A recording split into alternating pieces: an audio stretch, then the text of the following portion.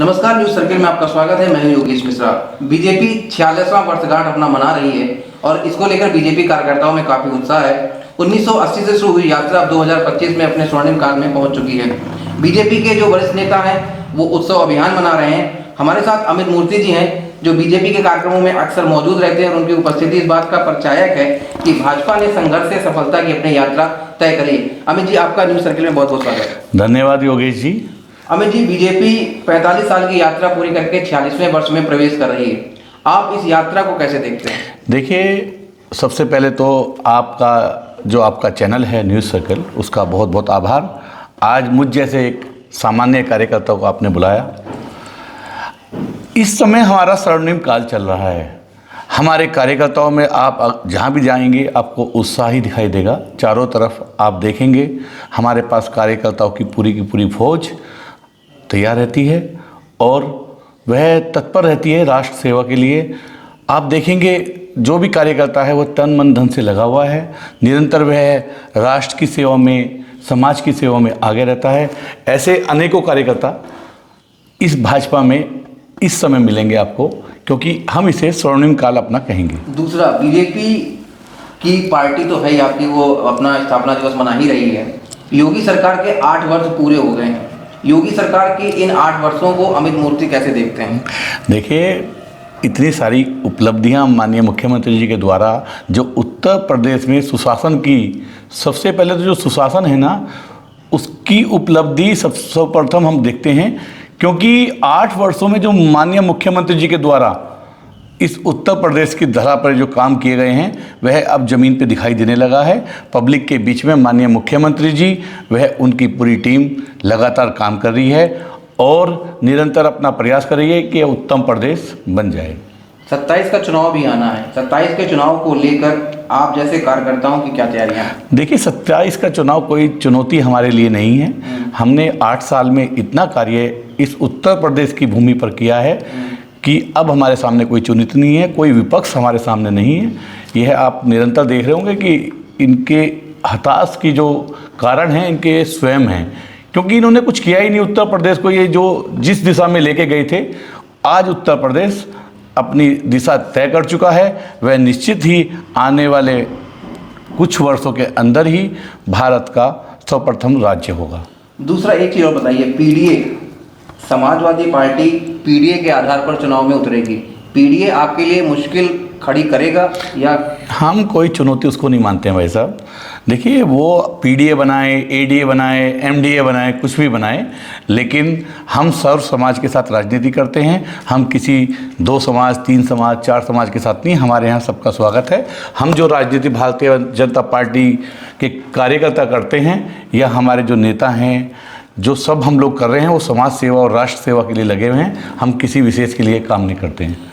अमित मूर्ति जी, एक चीज़ और बताइए, हिंदूवादी छवि आपको अच्छी लगती है? आप अपने आप को क्या कहलाना चाहेंगे? जननेता कहलाना चाहेंगे, कार्यकर्ता कहलाना चाहेंगे या एक हिंदूवादी नेता कहलाना चाहेंगे? नहीं, तो मैं तो जन्म से हिंदू हूँ जी, इसमें तो कोई बात नहीं है। हिंदू तो मैं रहूँगा जीवन भर। ये मेरा सनातन धर्म में मैंने जन्म लिया, तो इसको तो कोई छीन नहीं सकता। तो हिंदूवादी छवि होना, सभी हिंदू हैं, इसमें कोई परहेज थोड़ी ना है। मैंने हिंदू सनातन में जन्म लिया है तो हिंदूवादी छवि आप कहेंगे, लेकिन हम समाज के बीच में रह के काम करने वाले व्यक्ति हैं। समाज के बीच में हम लोगों को काम करना चाहिए और छवि कोई मायने नहीं रखती, हिंदूवादी छवि हो, लेकिन हम समाज सेवा में आगे आने वाले कार्यकर्ता हैं और आगे भी निरंतर काम करेंगे। आप उनको हिंदू कहिए, हिंदूवादी छवि कहिए, लेकिन हम सनातन को क्या पसंद है? नहीं, अमित जी को देश का विकास, अपने उत्तर प्रदेश का विकास। अमित जी का क्या पसंद? हिंदूवादी नेता कहलाना पसंद है? मुझे अमित मूर्ति कहलाना पसंद है। भाजपा का एक निर्मठ कार्यकर्ता, सच्चा कार्यकर्ता, जो अपनी माँ समझते हुए पार्टी के लिए काम करने वाला कार्यकर्ता। दूसरी बात, आपकी पार्टी में एक नारा है, सबका साथ, सबका विकास और सबका विश्वास। सबका साथ, सबका विकास तो हो रहा है, लेकिन सबका विश्वास में थोड़ा सा गड़बड़ हो रही है। नहीं, ऐसा आपको क्या सबका विश्वास हो रहा है आपको? नहीं, आप सबका विश्वास सिनेरियो देखेंगे आज के दौर में, चाहे उत्तर प्रदेश का देखिएगा या आप देश के पूरे प्रदेश में आप पर्सपेक्टिव में जब जाएंगे, तो क्या आपको लगता है कि सबका विकास जो है और सबका साथ जो है, इन बातों में तो बीजेपी बड़ा अच्छा काम करती है, लेकिन सबका विश्वास जो है, क्या आप सबका विश्वास जीत पा रहे हैं? नहीं, सबका विश्वास जीत पा रहे हैं, तभी तो आज हम पूरे देश में परचम लहरा पा रहे हैं। आप देख रहे हैं, आप देखिए ना, हम हर प्रदेश में अपना बेहतर प्रदर्शन कर रहे हैं। मैंने आपको पहले ही कहा है कि इस समय स्वर्णिम काल हम लोगों का चल रहा है और सबका विश्वास और सबका प्रयास, छोटे छोटे कार्यकर्ता का प्रयास है कि आज हम इस परचम पर पहुँचे हैं और आगे भी हम इससे ज़्यादा परचम लहराएंगे। एक चीज़ और कही जाती है कि बीजेपी के नेता जो हैं, वो जो कट्टर हिंदूवादी नेता हैं, वो कुछ ऐसा विवादित बयान दे देते हैं जिससे बहुत विवाद खड़ा हो जाता है। तो क्या अमित मूर्ति उस दौर में है, या अमित मूर्ति ये कहेंगे कि एक विशेष वर्ग को पाकिस्तान से चले जाना चाहिए? माननीय प्रधानमंत्री जी का हमारा जो संकल्प है, माननीय मुख्यमंत्री जी का जो हमारा संकल्प है, सबका साथ, सबका विकास, सबका प्रयास, सबका विश्वास, हम उसी नारे के साथ आगे चलेंगे। इस देश से ना हम किसी को निकालने की बात कर रहे हैं, हम सब एक हैं और एक रह के ही इस देश की प्रगति के लिए कार्य करेंगे। दूसरी एक बात और आती है, योगी सरकार 8 साल पूरे कर रही है। समाजवादी पार्टी का ये कहना है कि यूपी में लॉ एंड ऑर्डर की सिचुएशन बड़ी ख़राब है और महिलाओं के साथ अपराधों की बात हो या बच्चियों के साथ अपराधों की बात हो, बीजेपी पर बहुत सारे सवाल खड़े होते हैं।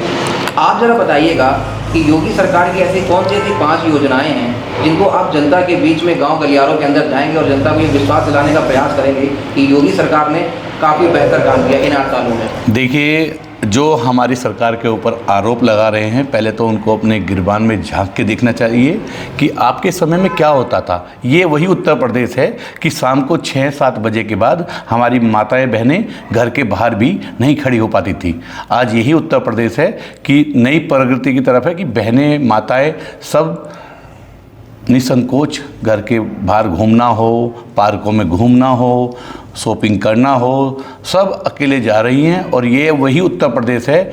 देखिए, आप अगर योजनाएं कहेंगे तो योजनाएं 5 नहीं हैं, मैं 5 योजनाओं की बात नहीं करूंगा। उत्तर प्रदेश सरकार ने सबसे पहले तो सुशासन पे काम किया है। हमारे यहाँ पे जो हमारा जो आस्था का प्रतीक था, जो हमारा भारत, जिसको हम कहते थे भारत, आज आप देखेंगे, आप जाइए अयोध्या में जाइए, जो हमारी प्रतीक्षा में जिसको 500 वर्ष तक हमने लड़ाइयाँ लड़ी हैं, होना चाहिए ना, क्यों ना हो भैया। आप तो एक रहोगे, आप कोई बाहर के नहीं हो, हम आपको नहीं कह रहे हैं, आप तो एक रहोगे। आपके लिए तो एक विशेष जगह से हो जाता है कि आप सब एक रहना है, आपको कल किसको वोट करना है। अगर मान लिया हमारे मुख्यमंत्री योगी आदित्यनाथ जी का ये कहना कि आप एक साथ होकर, संयुक्त होकर एक जगह वोट करिए, तो आप बटोगे कटोगे, हम किसी को काटने या बांटने की बात नहीं करते हैं। हम कहते हैं एक साथ रहकर आपको जो लगता है उसके हित में वोट करिए। पब्लिक को लगता है कि भाजपा अच्छा काम कर रही है तो वही नारा मुख्यमंत्री जी देते हैं कि बटोगे तो कटोगे। वो किसी बांटने या काटने की बात नहीं कर रहे हैं, वो सिर्फ कह रहे हैं कि एकजुटता के साथ भारतीय जनता पार्टी को वोट करिए, ये उनका नारा है। आखिर सवाल अमित जी, जरा ये बताइएगा कि ये कहा जाता है बीजेपी धर्म के आधार पर राजनीति करती है और धर्म के आधार पर, चाहे हिंदुत्व की बात हो, 1980 में जब बीजेपी अपनी यात्रा को बीजेपी ने शुरू किया था तो हिंदुत्व पर आधारित वो यात्रा थी। आज हम 2025 में खड़े हैं जब बीजेपी विकास की बात करती है और ये कहती है कि 2047 में हम विकसित भारत बना देंगे। इस टेन्योर को आप कैसे इसका मूल्यांकन करते हैं और कैसे समझते हैं? 1980, 6 अप्रैल 1980 को जब भारतीय जनता पार्टी की स्थापना हुई तो कहीं हमने ऐसा नहीं कहा था कि हम एक ही समुदाय की राजनीति करेंगे। हमारे उनके संस्थापक जो थे, पार्टी के संस्थापक पंडित दीनदयाल उपाध्याय जी, उन्होंने भी कहा था अंत्योदय तक, हमें अंत्योदय तक जाके काम करना है। उसी की दिशा में पार्टी काम कर रही है, उसी की दिशा में पार्टी आगे बढ़ रही है और निश्चित रूप से इसी को आगे बढ़ाते हुए 1980 के बाद जो हमने प्रण लिया था 2045-2047 तक हम इसको पूरा करेंगे और हम अंत्योदय आखिरी परिवार तक जाकर इस पार्टी का परचम लहराने का कार्य करेंगे। और आप देखेंगे चारों तरफ भगवा ही भगवा लहराएगा, उसके अलावा कुछ नहीं। एक पार्टी, विशेष रूप से मैं आपके माध्यम से कहना चाहूँगा, एक पार्टी ने हमेशा जाति की राजनीति की है, वह राष्ट्रीय पार्टी है। मैं सीधा सीधा आरोप आपके माध्यम से उसके ऊपर लगा रहा हूँ। उन्होंने हमेशा कुछ लोगों के साथ खिलवाड़ किया है, वह हम नहीं करते हैं। इसी के साथ में हमारा नारा है सबका साथ, सबका विकास, सबका विश्वास, सबका प्रयास, और हम निश्चित रूप से इसमें सफल होंगे।